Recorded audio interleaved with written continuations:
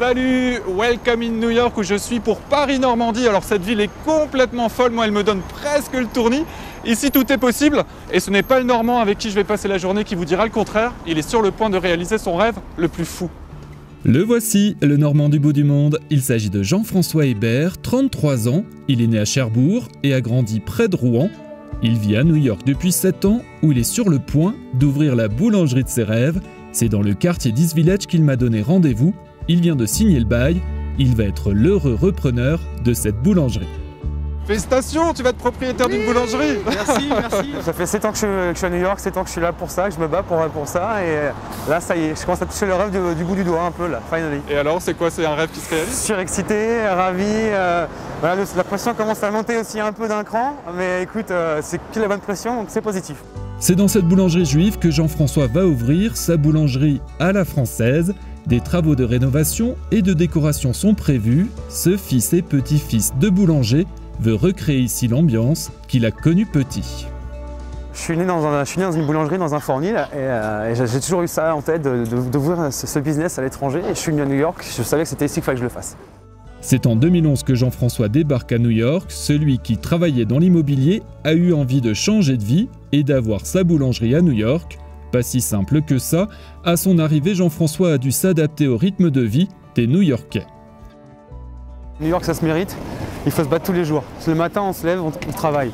Tu sais, une journée sans travailler, c'est une journée sans gagner de l'argent. Et une journée sans argent, ça coûte très très cher à New York. Donc ici, il n'y a qu'une seule règle, c'est le travail. Et tu verras ici, tu vois, c'est pour ça que les gens ici ils bougent tout le temps. C'est le boulot, le boulot, le boulot. 2 jours après son installation dans la Grande Pomme, Jeff, comme on l'appelle ici, trouve un travail dans un restaurant français, puis dans un autre. En attendant d'ouvrir sa boulangerie, il est bar manager chez Félix. Je suis arrivé, moi ici j'avais juste un visa de prospect investor qui me permettait juste d'être ici, mais en tant comme un touriste si tu veux, sans vraiment pouvoir travailler. Alors ici travailler dans un restaurant français, forcément c'était pas forcément déclaré, pas forcément légal, mais je l'ai fait pendant 4 ans et demi. Et suite à ces 4 années, on a pu lancer la procédure et j'ai eu la carte verte. C'est sur ces lieux de travail que Jean-François a fait des rencontres décisives, et notamment sa femme, qui l'a aidé à décrocher la fameuse carte verte. Nous partons à sa rencontre, en téléphérique s'il vous plaît. Le couple marié depuis 2014 habite sur Roosevelt Island, entre Manhattan et Brooklyn. Je fais la connaissance d'Elisabeth, franco-américaine, mais vraie new-yorkaise, et d'Audrey, leur fille de 4 ans. C'est sûr, la vie du Normand est désormais aux États-Unis. Elle est ici, à 200%, elle est ici. Après les vacances, ouais, la France, la Côte d'Azur, mais juste pour les grandes vacances. Et la Normandie? On fait un petit détour, mais une petite semaine, c'est bien. Moi, je l'aime bien. Après, oui, elle aussi. Oui. Non, j'adore la Normandie, elles sont fans de la Normandie.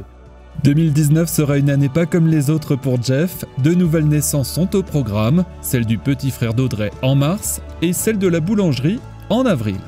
La suite pour moi, écoute, c'est déjà de réussir à bien faire tourner cette boîte, cette belle boulangerie, ce beau projet. Et une fois que ça marche, écoute, on arrête de travailler à 50 ans et on se met à la retraite avec la famille. C'est mon rêve.